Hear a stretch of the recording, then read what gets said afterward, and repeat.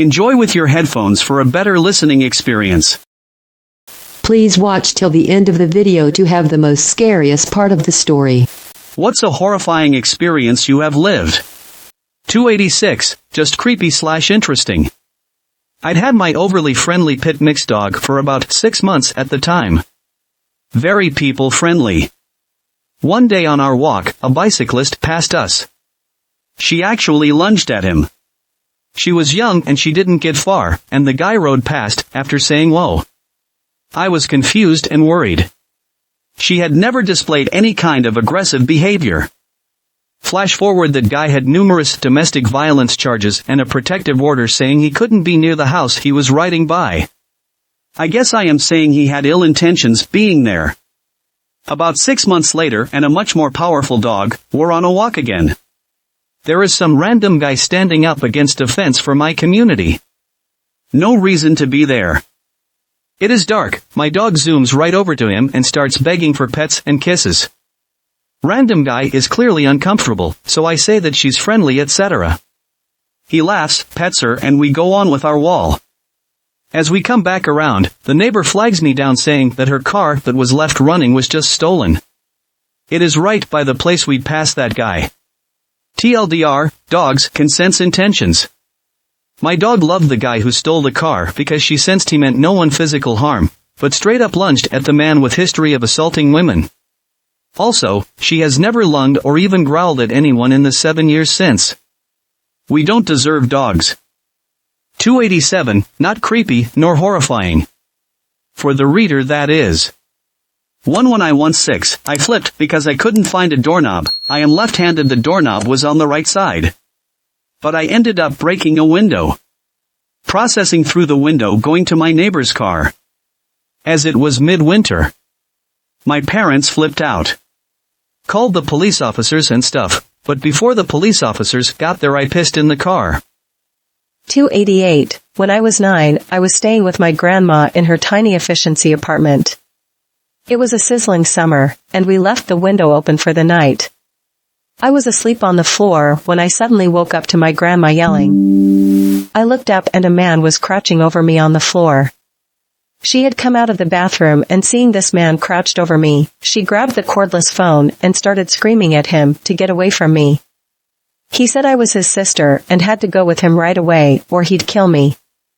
I got up and ran behind my grandma while she was yelling and trying to shove him out the front door. He came back in through the open window almost immediately with a gun. He pointed it at me and repeated that he would kill me if I didn't go with him. She stepped between us and told me to run into the hallway to her neighbor's apartment. I just remember being terrified to leave her and screaming and banging on the neighbor's door. For some reason, I vividly remember the butter knife the neighbor kept jammed into the door jamb to keep people out. A couple of minutes later my grandma came over and explained that he'd taken her phone and run back out the door. The police showed up and took fingerprints and asked for a description. They never caught the guy, but found the phone in a bush nearby. My grandma got pretty sick shortly after this and went downhill fast. She passed away not long after. I still cannot sleep on first floors with windows open, and for years I would hide under the couch whenever Hispanic people would come to the door looking for work while I was alone. 289, well, I can't say this experience is in a way horrifying or creepy, but it's in a way weird, so this is what happened. I was sleeping peacefully through the night having a rather interesting dream in which I finally have a girlfriend and we did some things. Okay, so I for some reason woke up at 3:15 a.m., nothing touched me, or a noise woke me up, I just woke up for some reason. I looked and saw a shadow at the back of my bed. At first I thought it was my shadow since there was some light from the moon coming in my room, but I thought that was not the case, so I moved my head side to side, but the shadow didn't move. I started being a little paranoid thinking it was an actual spirit, but I didn't want to believe that was true, so I kept swinging my head side to side till the shadow turned its head the opposite direction of mine, and I was feeling more paranoid thinking right at that moment that what happening wasn't true, but when I turned to look at the shadow for the last time it had an ominous smile. Though I couldn't see it, I could feel it looking at me that way, and so I hid in my blanket and went to sleep like that and had a nightmare, and yeah, that's all, and sorry if I didn't really use good grammar or punctuation, but still hoped you like reading about one of my experiences. 290. I woke up in the middle of the night to get water when I was like 7 or so, and when I drank some it got harder to breathe, so my little brain was like, why don't I drink more so it clears out? It didn't work. It began to get harder to breathe the more I swallowed to the point where I couldn't breathe. Luckily, after I woke up my grandma, she immediately called 911 and they came in under a minute because we lived pretty close to a hospital and police station. Probably the scariest experience of my life. 291. Me, my boyfriend and his friend did edibles in Christmas Eve while eating in an Indian restaurant. His friend started to get weird first, but then I got weird, so we paid the bill and went out. We all got awful really fast, and we were in the middle of the city. I started vomiting everything every few minutes, and his friend was gone. He wasn't there anymore, just barely walking. My boyfriend tried to get us to the hotel we were staying in, but me and his friend were so gone I couldn't walk or talk, so we were almost running into traffic lights and stepping on homeless PPL. They wanted an Uber, but the idea of it sent me into panic for some reason, and I couldn't stop vomiting or control myself. So, I am asking my BF to take me to the hospital. He finally got me in the Uber, and apparently midway, I just dropped dead completely. When we got to hospital, the officer, or nurse, told us we were just high and to either go in or go home, but we couldn't talk or process anything and we wouldn't help each other. He was only plain rude. We got in eventually, and I passed out again. Inside, I woke up in the hospital bed with my BF in another bed and his friend dead looking in another. They injected something and took blood, but I wouldn't stop trembling to even lift my arm. I fell asleep and woke up in the hotel room with a hospital bracelet.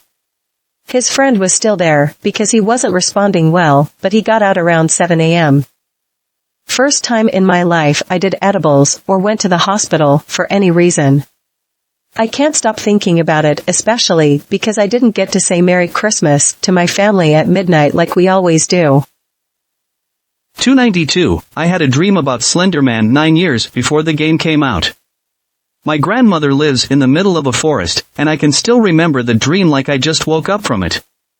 My bedroom window overlooks the backyard of my grandparents' 5 acres of land.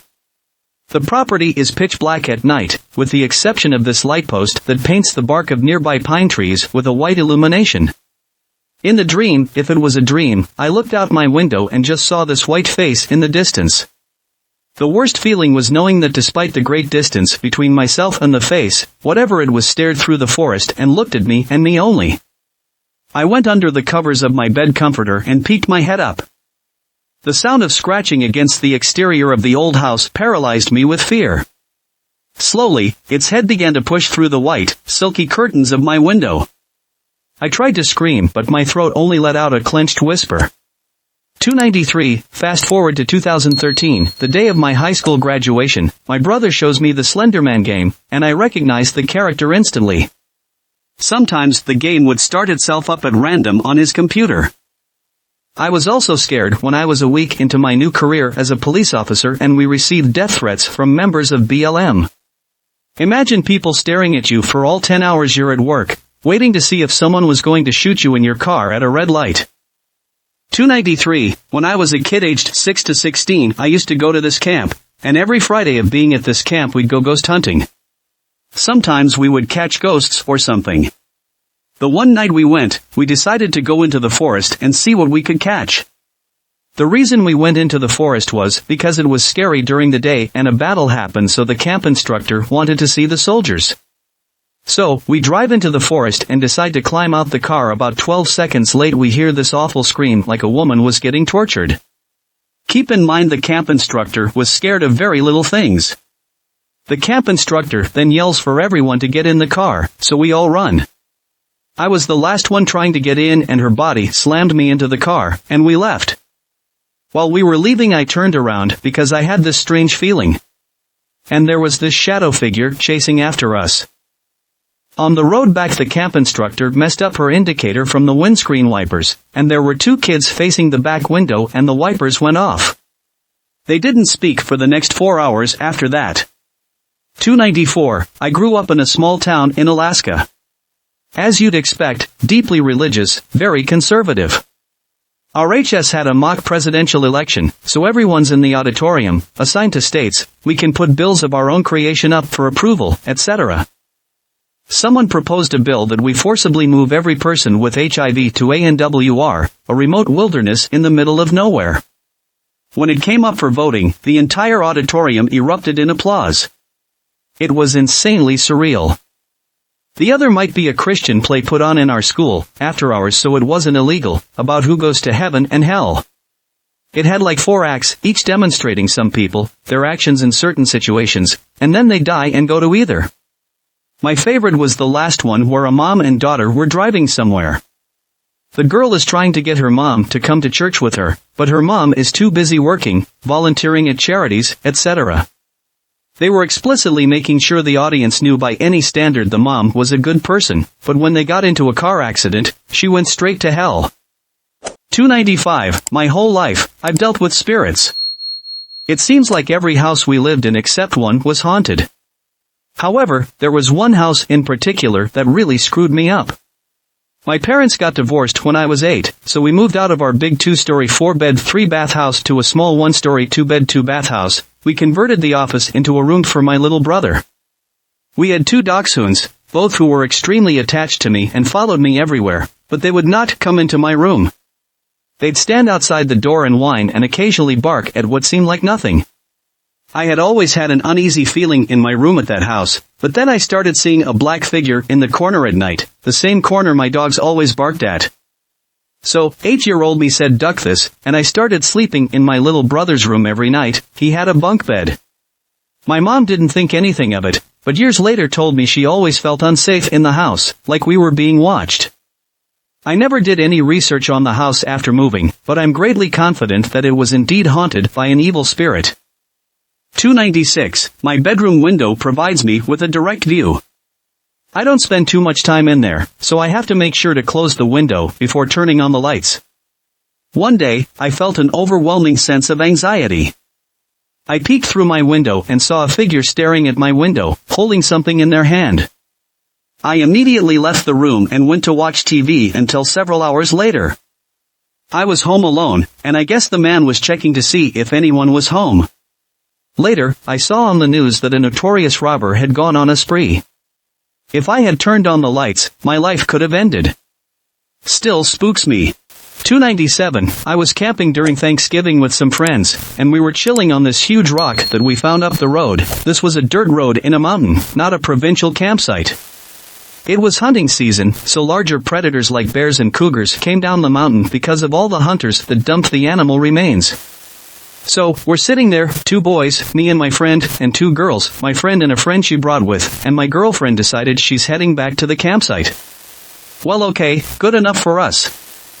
So now it's 2 boys and her friend sitting there, and us being the stupid boys we decided that we are gonna climb the hill and check out these 2 huge, amazing trees we saw.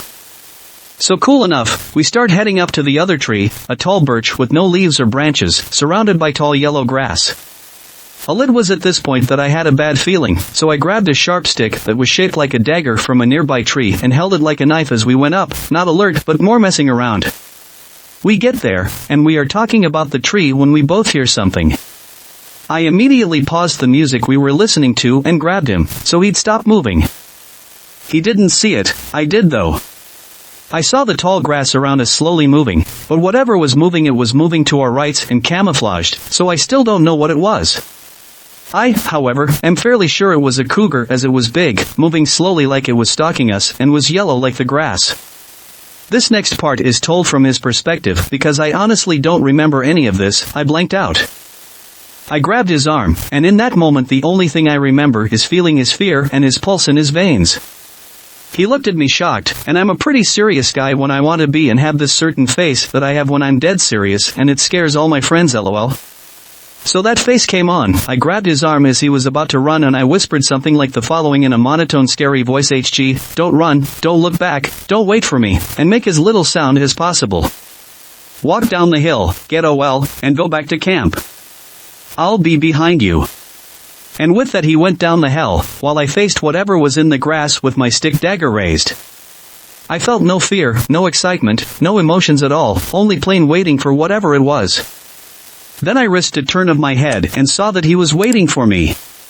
I silently waved him on, and he kept going all the way down. To this day, I still remember it, and still don't know exactly what was in those bushes, but I do know that he couldn't stop going on that night about how I'd saved his life and how I could have sacrificed my life for him and did it without thinking. I told my dad, and he was chill, however I haven't told any other adults other than my friends' parents who are also close friends. All my friends told me that it was really brave, but I still don't see what was so amazing about it since he would have done the same for me. 298, I have bad social anxiety and one day I was out at a pier and was walking down it. Then some random guy without a mask says to his wife pointing at me, "Look so freaking stupid. Wearing a mask." I was so terrified, so I called my mom, and she found the man and his wife and asked him if he'd said anything to me about wearing a mask. And he said no, I was talking to someone else. I had an anxiety attack, but my mom helped me calm down. 299, rode on bike to school few towns away. On one day a truck stopped me and the driver told me that I drive dangerously, and he can give me a ride to school, that he can load my bike to the back of his truck with us. I refused and he drove away. To this day I wonder if he was a kidnapper or not. 300, had a group of men? Couldn't tell, robbed my house while I was at home when I was 6. The scariest moment of my life. 301, watched my coworker die in an on-the-job accident. 302, my old singing doll randomly sings at night.